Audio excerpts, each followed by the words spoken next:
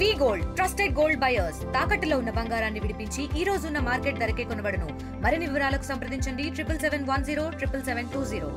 వివాహేతర సంబంధం ఓ వివాహిత హత్యకు దారితీసిన పరిణామం చిక్కోలు జిల్లా వాసులను ఒక్కసారిగా ఉలిక్కిపాటు గురిచేసింది.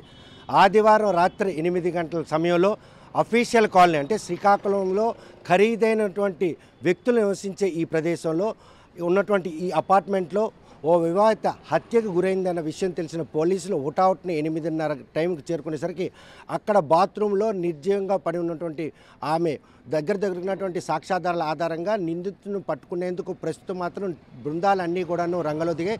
ప్రస్తుతం ఆ అపార్ట్మెంట్లోకి వచ్చిన మహిళ ఎవరు, అక్కడ ఎవరిని కలవడానికి వచ్చిందనే విషయాన్ని మాత్రం మనం స్పష్టంగా ఆర్టీవీ అంటే ఒక వివాహిత హత్యకు దాల్సిన పరిణామాలు ఏమండి మనం ఆరాధిగా పొందూరు మండలం మొదలవలస గ్రామానికి చెందినటువంటి పూజారి కళావతి ఆమె వివాహిత, ఆయన భర్త విశ్రాంతి ఆర్మీ ఉద్యోగి, 3 పిల్లలు కూడా ఉన్న నేపథ్యంలో నిన్న 1 గంటన్నర సమయంలో మాత్రం భర్తకు సామాన్లు అంటే షాపింగ్ చేస్తానని చెప్పి ఒంటి మీద 30 తులాల బంగారు ఆభరణాలు ధరించుకొని చేత బట్టలు పట్టుకొని రావడం జరిగింది. ఆమెతో పాటు ఏదైతే అఫీషియల్ కాలనీలో నివసిస్తున్నటువంటి ఎవరైతే అంగూరు శరత్ కుమార్ను కలిసేందుకు ఈ అపార్ట్మెంట్లోకి రావడం జరిగింది.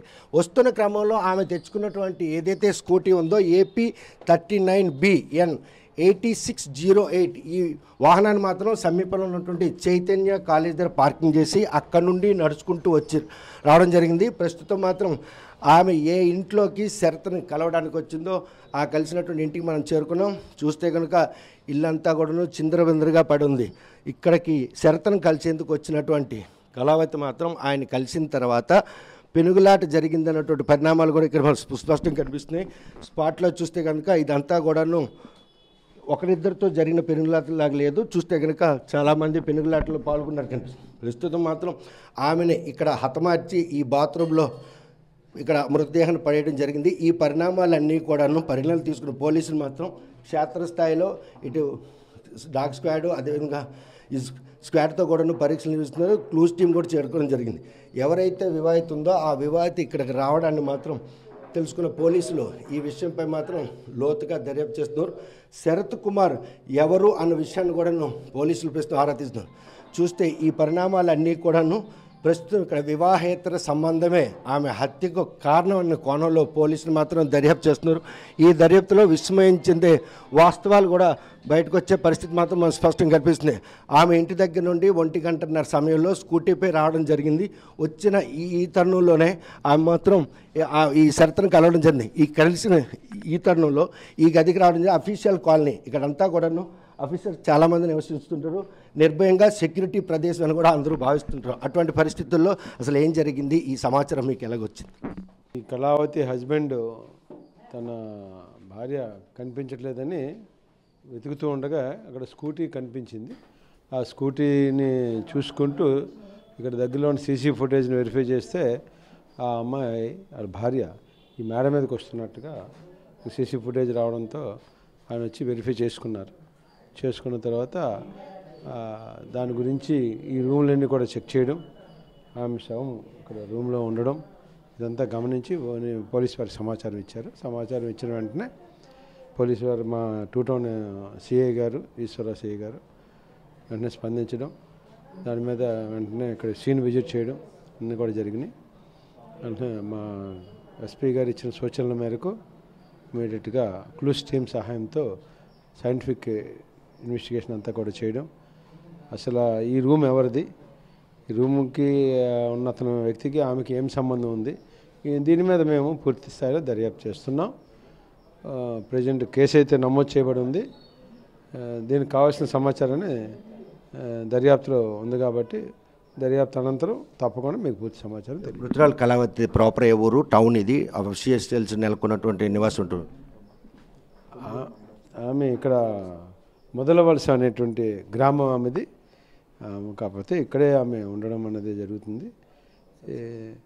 మరి ఏమిటి ఈ యొక్క రూమ్లో ఉన్న తన శరత్ కుమార్కి ఆమెకి ఏ విధమైనటువంటి సంబంధం ఉంది, ఆమె అసలు ఇక్కడ ఎందుకు వచ్చింది అనే దాని మీద మేము పూర్తి స్థాయిలో విచారణ. మిస్సింగ్ కేసు కింద ఫిర్యాదు చేశారా?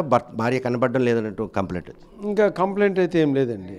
మాకు నిన్న వాళ్ళు వచ్చి ఇలా వెరిఫై చేసుకుని వాళ్ళు అంతా కన్ఫర్మ్ చేసుకున్నాక మాకు చెప్పిన వెంటనే మేము ఇమీడియట్గా యాక్షన్ తీసుకుంటాం. ఆవిడ వెతుకులాడుతున్న క్రమంలోనే ఇక్కడ ఆమె చెందిందని చెప్పిన విషయం భర్త మీకు తెలియదు? ఆయన తెలియపరిచారండి. వారు వచ్చి భార్య కనిపించలేదని చెప్పేసి వెతుకుతూ ఆమె స్కూటీని చూశారు జంక్షన్లో.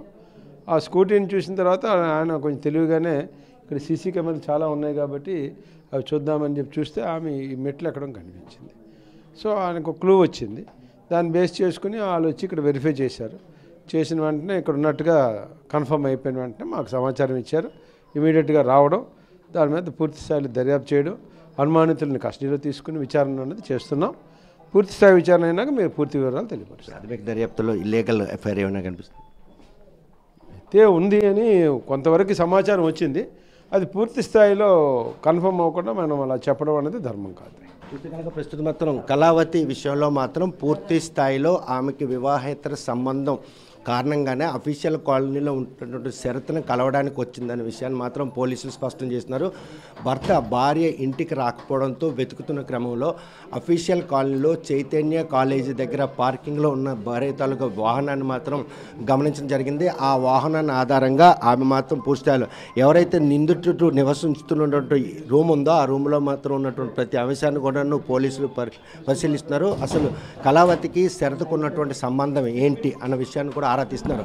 నిన్న ఉదయం 1:30 సమయంలో భర్తకి పూర్తి స్థాయిలో షాపింగ్కి వెళ్ళొస్తానని చెప్పినటువంటి భార్య మాత్రం రాత్రి అయినా కూడా రాకపోవడంతో వెతకడానికి వచ్చినటువంటి భర్తకి మాత్రం చైతన్య కాలేజ్ దగ్గర పార్కింగ్లో ఉన్న తమ భార్య ద్విచక్ర వాహనం కనబడడం, అది తెలిసిన వెంటనే పోలీసులు సమాచారం ఇవ్వకుండా ఈ పరిసర ప్రాంతాల్లో ఉన్నటువంటి సీసీ ఫుటేజ్ను పరిశీలించడం, ఈ అపార్ట్మెంట్లోకి ఆవిడ రావడాన్ని మాత్రం గమనించి వెంటనే పోలీసులు సమాచారంతో పోలీసులు ఇక్కడ చేరుకున్నారు. నిన్న రాత్రి 8 గంటలప్పుడు ఇదే ఇక్కడ చాలా అలజడి వాతావరణం, అంటే ఒకరిద్దరు ఏమైనా అంటే పెనుగులాట జరిగిందా లేకపోతే ఇంకెవరైనా కూడా భాగస్వాములు అయ్యారా, ఆమెను హత్య చేయడానికి గల కారణాలేంటి, ఇవన్నీ కోణాల్లో కూడా పోలీసులు దర్యాప్తు చేస్తున్నారు.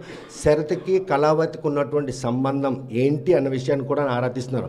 ఇక్కడ ఆమెను మాత్రం మనం చూస్తున్నాం, ఈ బాత్రూంలో ఆమె మాత్రం చనిపోయి మృతదేహంగా పడి ఉన్న విషయాన్ని గమనించారు పోలీసులు. హుటాహుటిన ఆ మృతదేహాన్ని మాత్రం ఈరోజు పోస్ట్ మార్టం నిమిత్తం తరలించారు. ఎవరైతే ఈ రూమ్లో నివసిస్తున్నటువంటి శరత్ కుమార్ ఉన్నాడో ఆయన నిందితుడిగా పరిణతి తీసుకుని తనతో పాటు ఇంకా ఎంతమంది ఈ హత్యలో పాల్గొన్నారనే విషయంపై పోలీసులు మాత్రం లోతుగా దర్యాప్తు చేస్తున్నారు. అఫీషియల్ కాలనీలో నిన్న జరిగినటువంటి ఏదైతే ఈ వివాహిత హత్య ఉదంతం మాత్రం చిక్కోలు జిల్లా వాసులందరినీ కూడా ఒక్కసారి ఉలిక్పాటి గురించి శ్రీకాకుళం పట్టణంలో జరిగినటువంటి ఈ పరిస్థితులు మాత్రం పోలీసులు ఒక ప్రతిష్టాత్మక తీసుకున్నారు. ఎందుకంటే ఈ హత్య ఉదంతం మాత్రం పోలీసుకు ఒక టాస్క్గా మారింది. భర్త ఇచ్చిన సమాచారం మేరకు పరిసర ప్రాంతంలో సీసీ కెమెరాలన్నీ కూడా పరిశీలిస్తున్నారు. ఈ పరిశీలించిన క్రమంలోగానే నిందితుడు ఒకడా ఇంకెవరైనా ఉన్నారన్న కోణంలో జరుగుతున్న ఈ దర్యాప్తులో అసలైన నిందితులు ఎవరనేది మాత్రం పట్టుకొని వాస్తవాన్ని త్వరలోనే తెలియజేస్తామని పోలీసులు చెప్తున్నారు. భార్యను హత్య చేసిన హంతకుడిని మాత్రం 80% శిక్షించాలని చెప్పి భర్త ఫిర్యాదు ఇవ్వడం జరిగింది. క్షేత్రస్థాయిలో రంగంలో దిగిన పోలీసులు మాత్రం నిందితులను అదుపులో తీసుకున్నాం, ఆయనతో పాటు ఇంకెంతమంది పాల్గొన్న విషయాన్ని మాత్రం నిర్ధారించాల్సి ఉందని చెప్పి డీఎస్పీ వివేక్ తెలియజేస్తున్నారు. వీడియో జర్నలిస్ట్ రామకృష్ణతో సత్యం, RTV శ్రీకాకుళం. మరిన్ని వీడియోస్ కోసం ఛానల్ ని సబ్స్క్రైబ్ చేయండి. లేటెస్ట్ అప్డేట్స్ కోసం వాట్సాప్ ఛానల్ ని ఫాలో అవ్వండి. ఆ లింక్ డిస్క్రిప్షన్ లో ఉంది.